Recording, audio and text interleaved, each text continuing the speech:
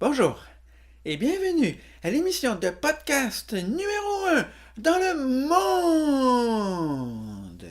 Selon moi, Martin s'entretient.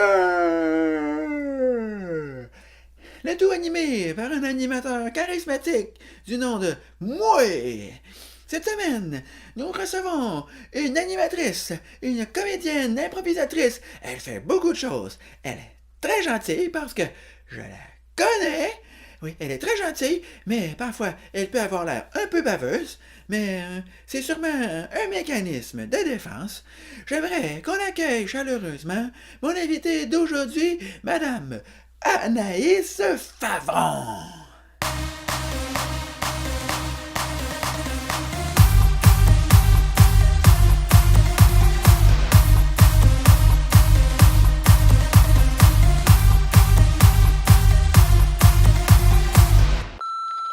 Salut Martin, c'est Anaïs. Écoute, je serai pas là aujourd'hui. Je sais que je t'avais dit que j'allais être là, puis c'est pas correct, j'aurais dû t'appeler avant. C'est juste que je m'étais pas encore faite à l'idée que je pouvais pas être là. Écoute, tu fais des entrevues, c'est super ce que tu fais, mais t'es un garçon dans le monde du showbiz, puis là, j'essaye de faire du ménage dans ma vie, j'essaye de me protéger là-dedans, puis pour moi, c'est mieux de pas y aller aujourd'hui. Merci de respecter mon choix.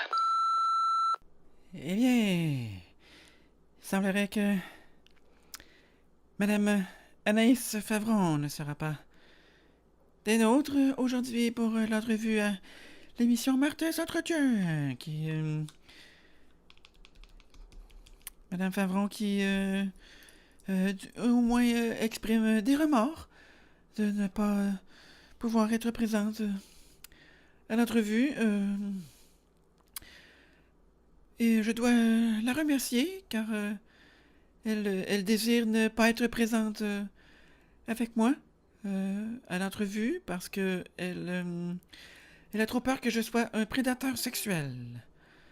Et je la remercie de ça. Car pour être un prédateur sexuel, eh bien, il faut avoir le sexe. Et ça veut donc dire que Madame Favron pense que j'ai le sexe.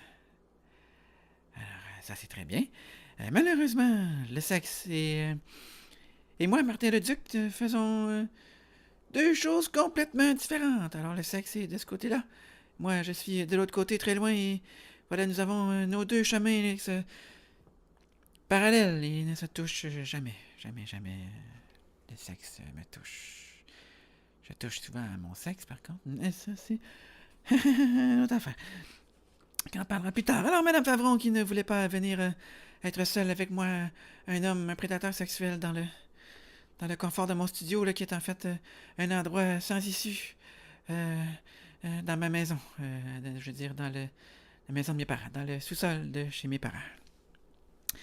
Alors, allons-y avec l'entrevue que j'avais préparée pour Madame Anaïs Favron, malgré qu'elle est absente pour le moment. Alors, vous êtes née le 11 janvier 1977 dans la mégapole de Montjoly. Montjoly, qui est une ville située là, entre les métropoles de, si ma mémoire est bonne, Sainte-Flavie, Sainte-Luce-sur-Mer et de l'autre côté, là, on pourrait dire Matane et Sainte, qu'une autre affaire, en tout cas. D'autres grandes villes très très connues là, où il se passe énormément de choses. Vous avez quitté Matane, Matane, je veux dire Montjoly, très très tôt pour des raisons probablement évidentes pour vous, mais que on ne pourra élaborer là-dessus aujourd'hui en raison là, de votre absence. Car vous avez commencé à jouer dans la LNI à l'âge de 20 ans. Donc, on présume là, que vous aviez déjà quitté Montjoly depuis au moins quelques semaines à ce moment-là, parce que c'est pas facile hein, de faire l'aller-retour Montréal-Montjoly. Là, on parle quand même de presque 7 heures de char, fait que pas certain que ça vous tentait de faire ça là, à toutes les semaines là, pour aller faire des jokes habillés en mou. Hein? Vous avez fait ensuite un certificat là, en scénarisation cinématographique. Ça, c'est pour écrire du cinéma. Par la suite, vous vous êtes rendu compte que des films au Québec, ils s'en tournent à peu près un et demi par année, fait que il n'y a pas beaucoup de débouchés là-dedans. Donc, elle a étudié à l'École supérieure de théâtre de l'UQAM. Alors voilà, je sais pas qu'est-ce qu'il y a de supérieur à l'UQAM, mais en tout cas, si ça peut les faire sentir mieux de se faire croire que c'est supérieur à l'UQAM, ben, tant mieux pour eux autres. Suite à vos débuts, là, dans la LNI, vous avez connu des gens et puis vous avez fait de l'improvisation et ça vous a amené à créer, avec des amis improvisateurs, un projet de qu'on pourrait qualifier là qu'une espèce de projet théâtral, de théâtre improvisé, disons, qui s'appelle Saint-Place. Saint-Place, est-ce que vous avez appelé ça Saint-Place par manque de confiance, dans le sens que, vu que c'est du théâtre improvisé, qu'il n'y a pas de texte, ben ça se peut que ça soit plate, comme, fait que vous avez appelé ça Saint-Place pour que ça sonne comme c'est plate. Alors voilà, c'est tout ce que j'avais à dire sur le sujet de Saint-Place. Suite également à votre graduation de l'école supérieure, que dis-je, de théâtre de l'UQAM, vous avez joué le mouvement Kino, dans lequel vous avez joué dans plusieurs films et vous vous êtes retrouvé là, à animer les soirées Kino. Kino qui est un mouvement là, de gens qui font des films avec un budget d'à peu près 3 piastres et quart. Voilà, c'est bon parce que ça forme vraiment bien là, les gens qui vont faire du cinéma plus tard au Québec, là, qui ont un budget là, d'à peu près 3 piastres et une quart. Vous avez joué le mouvement Kino, hein, qui est également un jeu très très plaisant là, que jouent les jeunes dans les écoles secondaires et primaires. Hein. Omni Kino bleu. Voilà, c'est un sport qui joue avec le gros ballon rose fluo, que tous les professeurs d'éducation physique ne sont pas vraiment capables de s'entendre sur les règlements. C'est assez pas clair. Votre rôle d'animatrice à Kino vous a amené à animer plusieurs trucs à la télévision, comme entre autres, on a pu vous connaître là, un de vos premiers contrats télévisuellement parlant était RDI Junior, où vous, ni plus ni moins que disiez les nouvelles pour des enfants. C'était comme la version pour enfants de Bernard de Rome, hein, mais beaucoup plus séduisante. Parce que Bernard de Rome, on va se le dire, c'est pas le plus bon. Ensuite, vous avez vraiment, là, votre popularité a vraiment éclaté, comme dirait un kamikaze, en animant une émission auquel j'ai participé. Car oui, Martin Leduc a déjà fait de la télévision. Eh oui, vous avez animé En route vers mon premier gala à partir de 1900, j'allais dire, à partir de 2009. Alors, vous avez animé cette émission-là, et d'ailleurs, moi-même, j'ai participé en 2013, si ma mémoire est bonne, et puis nous nous sommes connus, et j'ai été très très bon. Oui, je me suis rendu en demi-finale, moi, Martin Leduc, j'ai été très très bon, et oui, je me suis rendu en demi-finale, et ensuite, on m'a dit que j'étais pas assez bon pour me rendre à un gala juste pour rire. Mais c'est pas grave parce que l'année suivante, avec les mêmes blagues, j'ai absolument rien changé, j'ai fait un gala juste pour rire. Alors, c'est vous dire que les juges, ben, c'est vaut ce que ça vaut, hein? Par la suite, vous avez, après avoir animé plusieurs années consécutives en route dans mon premier gala juste pour rire, vous avez même animé un gala juste pour rire. Vous en avez même animé quelques-uns, hein, avec votre collègue Maxime Martin. Avec qui, hein, vous avez eu une espèce de croche, un croche, pas l'orange croche, un croche, un coup de foudre professionnel, comme on dit. Oui, alors vous avez eu un coup de foudre professionnel avec Maxime Martin et vous avez animé des galas juste pour rire avec lui. Et ça, c'est très très chiant pour tous ceux qui ont participé à En route vers mon premier gala, qui n'ont pas réussi à faire de gala, car vous étiez juste l'animatrice et vous n'étiez pas supposé gagner. Vous n'étiez pas supposé participer. En tout cas, on a également pu vous voir, là, surtout vous entendre, parce que c'est à la radio, on a pu vous voir, voyons, arrête, on va recommencer ça. On a pu vous entendre à la radio, surtout à Énergie, où vous avez animé une émission, entre autres, avec Maxime Martin, votre comparse de toujours, et M. Dominique Arpin.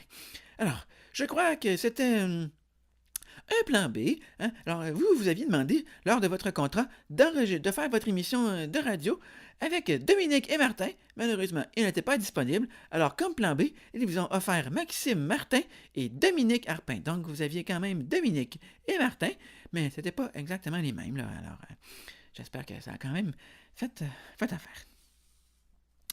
On a également pu vous voir au cours des dernières années animer plusieurs émissions de télévision, comme depuis quelques années vous animez à Télé-Québec, une émission qui s'appelle Le Dernier Passager, hein, qui est une espèce de Les Zigotos, version là, de ces temps-ci, les versions 2017. 2018, 2000, je pense que ça a commencé en 2015, version 2000, disons. Hein? Alors, vous êtes comme l'espèce de Jean-François Beaupré, là, vous animez l'émission là où les jeunes font des affaires, sauf que vous, contrairement à Jean-François Beaupré, vous n'avez pas un gros bracelet de cuir noir. Non, parce que le gros bracelet de cuir noir, il a été donné, je crois bien, à le magicien là, Luc Langevin. Luc Langevin qui arbore le bracelet de cuir fièrement depuis déjà plusieurs années à la télévision. Alors, on salue le bracelet de cuir qui visiblement a une très belle carrière télévisuelle et qui doit avoir tous ses crédits UDA. Par la suite, on a pu vous voir aussi dans les dernières années animer le magazine Animal 100% Animal, qui est en fait là, une version le fun, puis qui fonctionne de l'émission sur les animaux de Pierre Hébert, là, qui était également à Télé-Québec, mais que ça a foiré parce que c'était pas très bon.